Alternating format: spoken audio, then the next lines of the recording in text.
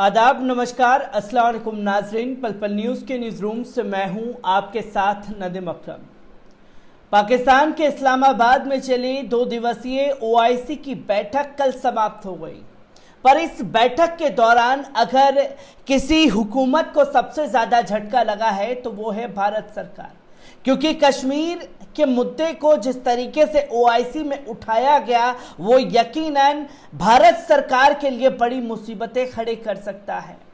क्योंकि इस ओआईसी की बैठक में सबसे ज़्यादा झटके अगर लगे तो वो थी भारतीय हुकूमत, जहां इस ओआईसी की बैठक में पहले चीन का भव्य स्वागत किया गया और चीन ने जो ऐलान किया और कश्मीर के मुद्दे को उठाया ओआईसी की बैठक में, उस पर सवाल खड़े हो गए। और दूसरा सबसे बड़ा झटका लगा वो था सऊदी अरब, क्योंकि सऊदी अरब पहले कश्मीर के मुद्दे पर जब इससे पहले बैठक हुई थी तो अपना पल्ला झाड़ चुका था कि ये भारत का आंतरिक मामला है, इसमें कुछ किया नहीं जा सकता।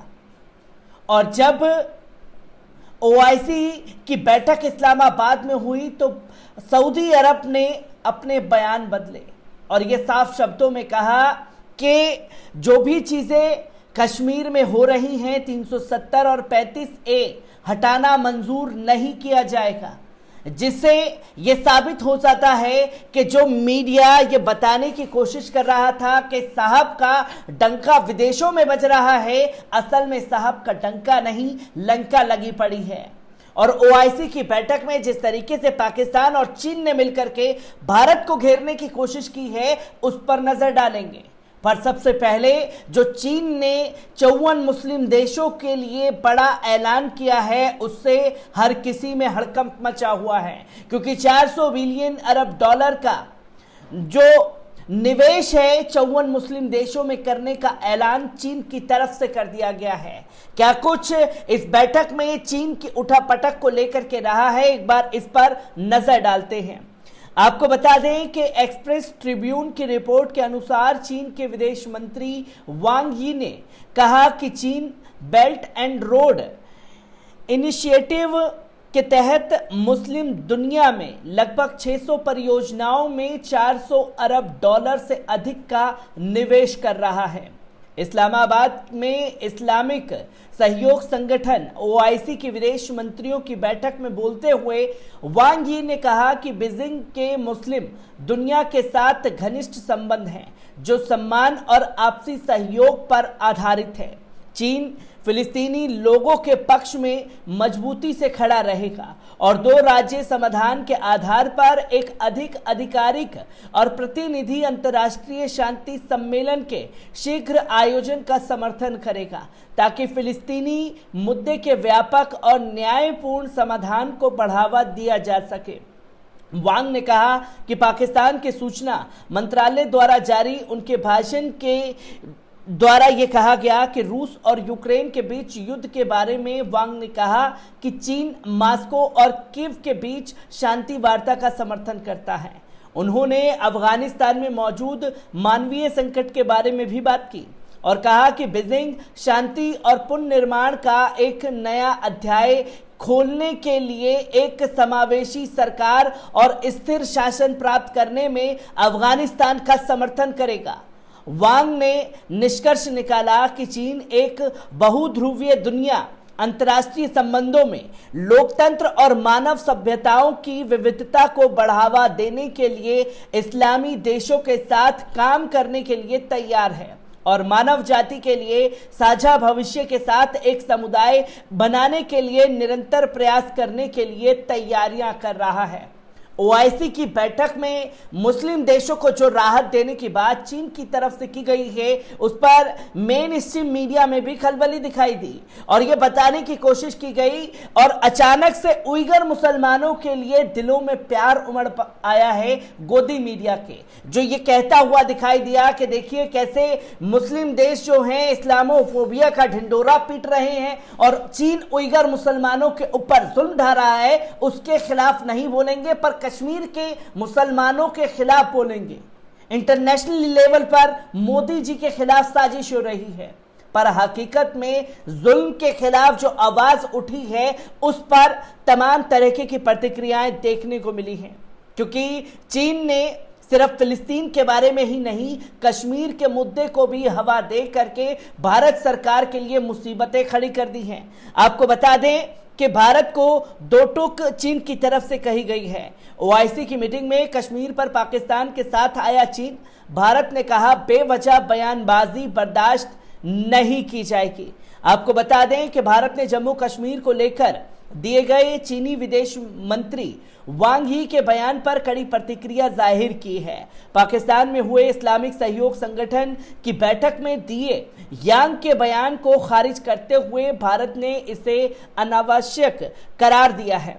विदेश मंत्रालय के प्रवक्ता अरिंदम बागची ने कहा कि केंद्र शासित प्रदेश जम्मू कश्मीर से जुड़ा मुद्दा पूरी तरह से देश का आंतरिक मामला है। चीन सहित किसी भी देश को इस पर बयान देने या दखल देने का कोई अधिकार नहीं है। बागची ने कहा कि इन देशों को ये बात ध्यान में रखनी चाहिए कि भारत अपने आंतरिक मुद्दों पर किसी भी तरह से पब्लिक जजमेंट से परहेज करता है। आपको बता दें कि ओआईसी की मीटिंग में चीन कश्मीर मुद्दे पर पाकिस्तान का समर्थन करता नजर आया। आप इसके बारे में क्या सोचते हैं? मंगलवार को ओआईसी की बैठक को संबोधित करते हुए चीनी विदेश मंत्री वांग ही ने कहा था कि कश्मीर समेत दूसरे विवादों के समाधान के लिए चीन इस्लामी देशों के प्रयासों का समर्थन जारी रखेगा। हमने कश्मीर मुद्दे पर अपने इस्लामिक दोस्तों की पुकार को फिर से सुना। चीन भी वैसी ही इच्छा रखता है। ओआईसी के विदेश मंत्रियों की 48वीं काउंसिल की बैठक गुरुवार को इस्लामाबाद में खत्म हो गई। वांग इसी हफ्ते भारत दौरे पर आने वाले हैं। हालांकि दौरे की तारीख को लेकर विदेश मंत्रालय ने अभी कोई जानकारी नहीं दी है। ओआईसी के उद्घाटन सत्र को संबोधित करते हुए पाकिस्तान के पीएम इमरान खान ने कहा था कि भारत ने जम्मू कश्मीर का विशेष दर्जा समाप्त कर दिया क्योंकि उसे हमारी तरफ से किसी तरह का दबाव महसूस नहीं हुआ। इमरान ने जम्मू कश्मीर और फिलिस्तीन के कथित मानवाधिकार उल्लंघन की बात करते हुए दुनिया में हम मुसलमान 1.5 अरब हैं, लेकिन हम यहाँ के लोगों के लिए कुछ नहीं कर पाए। हमने कश्मीर और फिलिस्तीन के लोगों को निराश किया है। ये बातें इमरान खान द्वारा की गई। तो वहीं चीन ने भी कश्मीर के मुद्दे पर घेरने की कोशिश की भारत को। और इसी के साथ अगर ध्यान दिया जाए मुस्लिम देशों की बैठक में पाकिस्तान ने चीन को लेकर यह बड़ा खेल खेल दिया है। आपको बताते चलें कि इस्लामिक देशों के संगठन इस्लामिक सहयोग संगठन ऑर्गेनाइजेशन ऑफ इस्लामिक कॉरपोरेशन का 48वां सत्र मंगलवार से इस्लामाबाद में शुरू हुआ। 2 दिन तक चलने वाले ओआईसी की इस बैठक में 57 देशों के प्रतिनिधि भाग ले रहे थे। इस बार ओआईसी का आयोजक पाकिस्तान में हो रहा है। पाकिस्तान ने अपने सदाबहार दोस्त चीन को भी इस बैठक में आमंत्रित किया। ये पहली बार हो रहा है कि चीन का कोई विदेश मंत्री इस्लामिक देशों की बैठक में शामिल हुआ है। और इसी के साथ साथ 57 सदस्यीय ओआईसी के इस सत्र का थीम है। बैठक में 46 सदस्य देशों के विदेश मंत्री भाग ले रहे हैं। बाकी देश अपने वरिष्ठ अधिकारियों को इस बैठक में हिस्सा लेने के लिए भेज रहे हैं। पाकिस्तान के प्रधानमंत्री इमरान खान ने ट्वीट कर सत्र में भाग लेने के लिए पाकिस्तान पहुंचे विभिन्न देशों और मंत्रियों और प्रतिनिधियों का स्वागत किया था। और भव्य स्वागत जो है चीन के विदेश मंत्री का हुआ। और जब चीन के विदेश मंत्री का भव्य स्वागत ओआईसी की बैठक में हुआ तो यकीनन भारत सरकार की जड़ें हिल गईं और केंद्र की मोदी सरकार में हड़कंप मचा हुआ है कश्मीर मुद्दे पर।